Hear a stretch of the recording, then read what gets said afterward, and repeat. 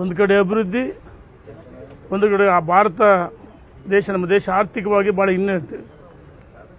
ಇವತ್ತು ಮುಂದುವರೆದ ದೇಶ ಆಗಿ ನಮ್ಮ ದೇಶ. ಹಾಗಾಗಿ ಎಲ್ಲರೂ ಮೋದಿ ಪ್ರಧಾನಮಂತ್ರಿ ಆಗಬೇಕಂತೇಳಿ ಮತದಾರರ ಅಪೇಕ್ಷೆ ಇದೆ, ಎಲ್ಲ ಧರ್ಮದವರ ಅಪೇಕ್ಷೆ ಇದೆ, ಕಾರ್ಯಕರ್ತರ ಮುಖಂಡರ ಅಪೇಕ್ಷೆ ಇದೆ. ಕರ್ನಾಟಕದಲ್ಲೂ ಒಂದು ಹೊಸ ಬದಲಾವಣೆ.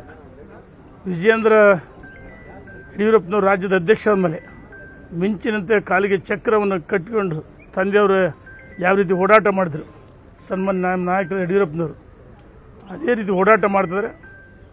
ಒಂದು ಕಡೆ ಹಿರಿಯರನ್ನು ಸಂಪರ್ಕ ಮಾಡ್ತಾರೆ, ಕಾರ್ಯಕರ್ತರನ್ನು ಗೌರವಿಸ್ತಾರೆ, ಎಲ್ಲ ನಾಡಿನ ಮಠಾಧೀಶರು ಭೇಟಿ ಮಾಡ್ತಾರೆ.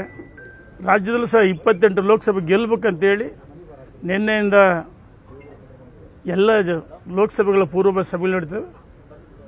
ಬಹುಶಃ ರಾಜ್ಯದಲ್ಲಿ ಉತ್ತಮವಾದ ವಾತಾವರಣ ಇದೆ. 100ಕ್ಕೆ 100 ಈಗೇನು ಕಾಂಗ್ರೆಸ್ ವೈಫಲ್ಯಗಳು ಸುಮ್ಮನೆ ಹೇಳ್ತಾರೆ, ಭರವಸೆಗಳು. ನಾನು ಸಿದ್ದರಾಮಯ್ಯವ್ರು ಕೇಳಕ್ಕೆ ಇಚ್ಛೆ ಪಡ್ತೀನಿ ಮಾಧ್ಯಮ ಸ್ನೇಹಿತರ ಮುಖಾಂತರ.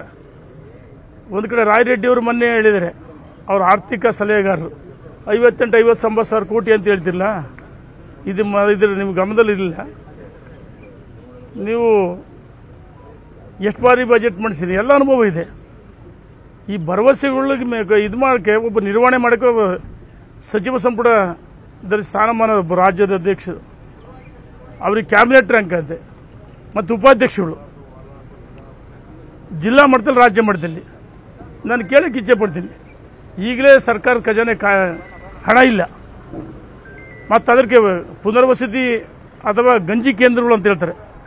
ನಿಮ್ಮ ಹಿಂಬಾಲಿಕರಿಗೆ ಕೊಡೋಕ್ಕೋಸ್ಕರ ಸರ್ಕಾರ ಹಣವನ್ನು, ಅದಕ್ಕೆ ಕಚೇರಿ, ಕಾರು, ಅದಕ್ಕೆ ಹಣ ಎಲ್ಲಿಂದ ತರ್ತೀರಿ? ಈ ಭರವಸೆಗಳು ನಾನು ಸವಾಲು ಹಾಕ್ತೀನಿ ಸಿದ್ದರಾಮಯ್ಯನವ್ರಿಗೆ. ಬನ್ನಿ ಗ್ರಾಮೀಣ ಪ್ರದೇಶಕ್ಕೆ, ನಿಮ್ಮ ಶಕ್ತಿ ಯೋಜನೆ ಎಲ್ಲಿದೆ? ಎಲ್ಲ ನ್ಯಾಷನಲ್ ಹೈವೇ, ಸ್ಟೇಟ್ ಹೈವೇನಲ್ಲಿ ಮಾತ್ರ ಬಸ್ಗಳು ಓಡಾಟ ಮಾಡ್ತದವೆ. ಗ್ರಾಮೀಣ ಪ್ರದೇಶದಲ್ಲಿ ಬಸ್ಗಳದಾವ. ಶಾಲಾ ಕಾಲೇಜು ಮಕ್ಕಳಿಗೆ ಓಡಾಡಕ್ಕೆ ಬಸ್ಗಳೇ ಇಲ್ಲ. ಗ್ರಾಮೀಣ ಪ್ರದೇಶದಲ್ಲಿ ಎಲ್ಲಿ ಬಸ್ ಸಾರಿಗೆ ವ್ಯವಸ್ಥೆನಿಲ್ಲ. ವಿದ್ಯಾರ್ಥಿಗಳಂತೂ ಈಗಲೂ ಬಸ್ಗಳಿಲ್ಲ, ಓಡಾಟ ಮಾಡ್ತೀವಿ. ಶಕ್ತಿನೂ ಫೇಲ್ಯೂರ್ ಆಗಿದೆ. ಮತ್ತು ಗೃಹಲಕ್ಷ್ಮಿ 100ಕ್ಕೆ 100 ವಿಫಲವಾಗಿದೆ. ಇದು ಸಂಪೂರ್ಣ ಫೇಲ್ಯೂರ್ ಆಗಿದೆ. ಗೃಹಲಕ್ಷ್ಮಿ ಇವತ್ತಿಗೂ 40-45-50% ಮೊನ್ನೆ ಹಳ್ಳಿಗಳಿಗೆ ನಾನು ಭೇಟಿಯನ್ನು ಕೊಟ್ಟಿದ್ದೆ. ಅವರ ಪಾಸ್ಬುಕ್ ಸಮೇತ, ದಾಖಲೆ ಸಮೇತ ನಾನು ಮಾಧ್ಯಮ ಸ್ನೇಹಿತರಿಗೆ ಬಿಡುಗಡೆ ಮಾಡಿದೆ, ಪ್ರತಿಭಟನೆ ಮಾಡಿದಾಗ ಹೇಳಿದೆ.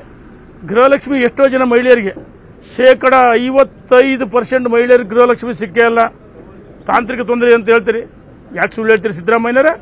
ಹಣಕಾಸಿಲ್ಲ ಅಂತ ಹೇಳ್ರಿ. ಲಕ್ಷ್ಮೀ ಹೆಬ್ಬಾಳ್ಕರ್ ನಮ್ಮ ಸಹೋದರಿ, ಒಬ್ಬ ಮಹಿಳಾ ಸಚಿವೆ. ಗೃಹಲಕ್ಷ್ಮಿ ಭಾಳ ಚೆನ್ನಾಗಿ ಇವರು ವರ್ಣನೆ ಮಾಡ್ತಾರೆ, ಫೇಲ್ಯೂರ್ ಆಗಿದೆ. ಗೃಹ ಜ್ಯೋತಿ ಸಂಪೂರ್ಣ ಫೇಲ್ಯೂರ್ ಆಗಿದೆ. 10 kg ಅಕ್ಕಿ, 10 kg ಅಕ್ಕಿ ಹಿಂಗೆ ಒಂದು ಹೇಳಿದ್ರು.